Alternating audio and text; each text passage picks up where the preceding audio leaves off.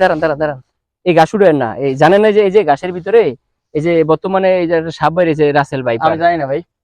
এই কোনো সময় এই ভুলগুলি করবেন না। এই যে এই জঙ্গল মঙ্গল এই সমস্ত ঝুপড়া জাতি এই যে এগুলি যদি কাজ করেন তাইলে ভাই এইগুলি সাবধানে করবেন, এগুলি থেকে সাবধানে থাকবেন। এগুলির ভিতরে রাসেল ভাইপার নামে একটা সাপ আছে। এই সাপগুলি আমরা দেখতে পাই যে বর্তমানে কিন্তু সোশ্যাল মিডিয়াতে অনেক ভাইরাল। দেখছেন সাপ? দেখছেন? হ্যাঁ দেখছি। আপনি ফেসবুকে দেখেন নাই? হ্যাঁ দেখছি ফেসবুকে। এই ফেসবুকে যে রাসেল ভাইপার, জি। এই সাপ থেকে আমরা সাবধানে থাকবো। যে জঙ্গল ঝুপড়া যে কোনো গাছগাছালি কাটার সময় আমরা সাবধানে কাটবো, মনে থাকবো।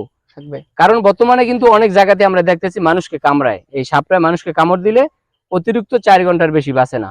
এই সাপটা কামড় দিলে মারা যায়। কিন্তু আমরা এইসব ভুল কাজগুলি করবো না, আমরা ঝুপড়া জাতির ভিতরে সাবধানে থাকবো। এগুলির ভিতর থেকে আমরা যদি কোনো কাজ করি আমরা সতর্কভাবে থাকবো, যে যাতে আমাদেরকে সাপে বা কোনো কিছুতে কামড় যাতে না দিতে পারে, আমরা এভাবে সতর্কভাবে চলবো। ঠিক আছে ভাই? আচ্ছা ঠিক আছে, এগুলি ঝুপড়া জাফরি কাইটে না দিকে আইসা করেন।